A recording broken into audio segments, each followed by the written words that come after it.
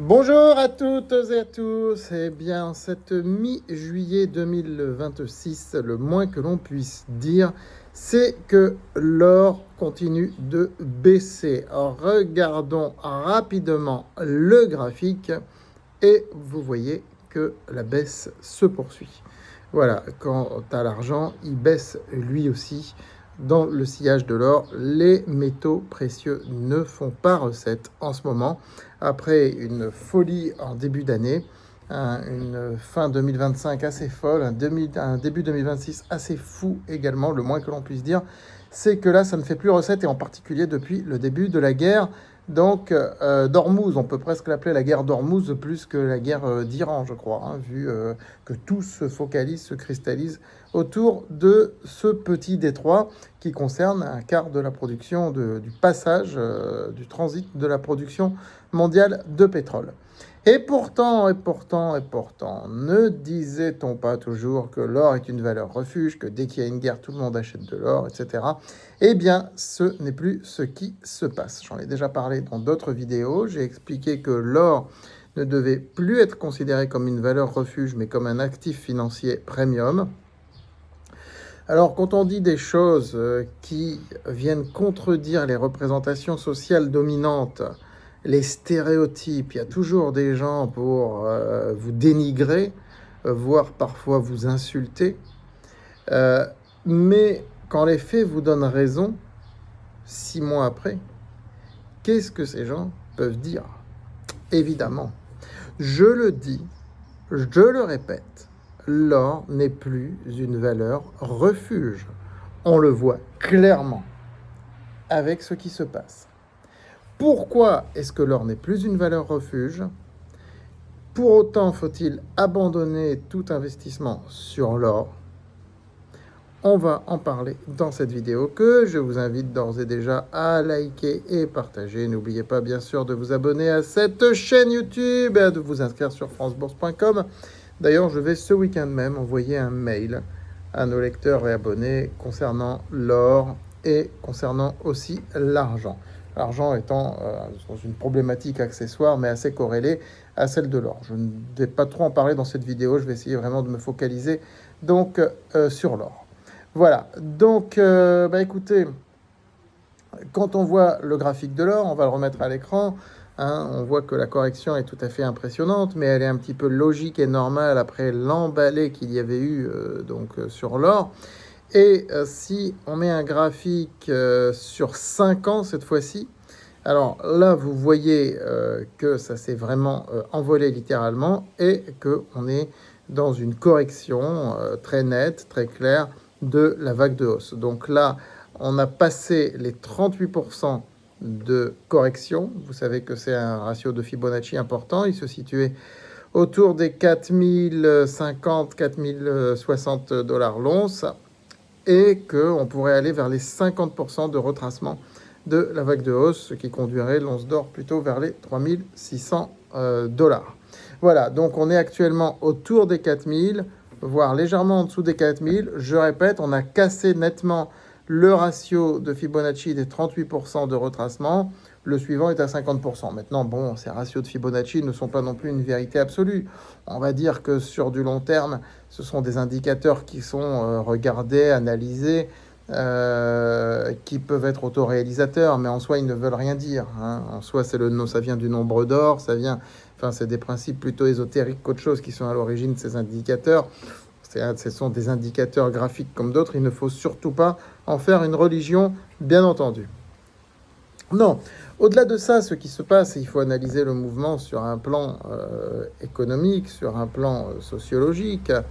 Ce qui se passe, c'est tout simplement que cette guerre a complètement rebattu les cartes. Parce que déjà, l'or avait fortement grimpé. L'or avait explosé avant. C'est ça qu'il faut bien voir. Quand on arrive tout actif à une limite, quand on arrive à 5600 dollars l'once, alors qu'on était à 1000, 1500 il y a quelques années, ça devient quand même un problème. Il y a beaucoup d'institutions, d'investisseurs qui ont acheté, qui prennent des bénéfices. Et aujourd'hui, ils prennent ces bénéfices d'autant plus volontairement que l'or comme vous le savez, est un actif physique qui ne produit pas de rendement. Quand vous avez des taux d'intérêt qui augmentent, comme c'est le cas actuellement, eh bien, vous avez forcément les taux des obligations qui montent et vous avez même des placements monétaires qui eux-mêmes donnent de vrais intérêts, ce qui n'était plus le cas pendant toutes les années avec les taux très bas. Et du coup, les capitaux préfèrent aller sur une rémunération à 2, 3, 4% par an que sur un actif qui a énormément monté et qui ne produit aucun rendement. Vous savez, quand on parle de 2% de rendement et qu'on doit arbitrer avec 0% de rendement, on ne parle pas d'un investissement à 30 000 euros. Il ne faut pas penser aux particuliers. Il faut penser à des investissements à 1 milliard, à 10 milliards. 1 milliard rémunéré à 2% par an, ça fait quand même 20 millions. 10 milliards rémunérés à 2% par an, ça fait 200 millions. Sur l'or, les milliards en question sont tributaires de la variation du cours de l'or. Or, avec un actif qui a autant monté, on a, je le répète, de quoi se poser des questions. Donc tous ces fonds, ces gros fonds internationaux et autres, c'est des très grandes entreprises aussi qui ont des milliards à investir, vont peut-être plus le placer en priorité sur l'or. D'autant plus que avec la hausse du prix du pétrole, il y a une autre thématique aussi aujourd'hui, qui est celle du pétrole, justement, et des valeurs pétrolières. Les majors pétrolières, contrairement à d'autres sociétés, sont des sociétés qui sont très liquides, qui peuvent accueillir des milliards. La capitalisation mondiale de toutes les majors pétrolières, c'est quand même énorme. Et ce sont des boîtes qui sont sous-cotées et qui offrent des bons rendements à 5-6%. Ce sont des valeurs qui paraissent beaucoup plus sûres que l'or. Donc je pense tout simplement que l'or est victime d'arbitrage aujourd'hui. D'arbitrage.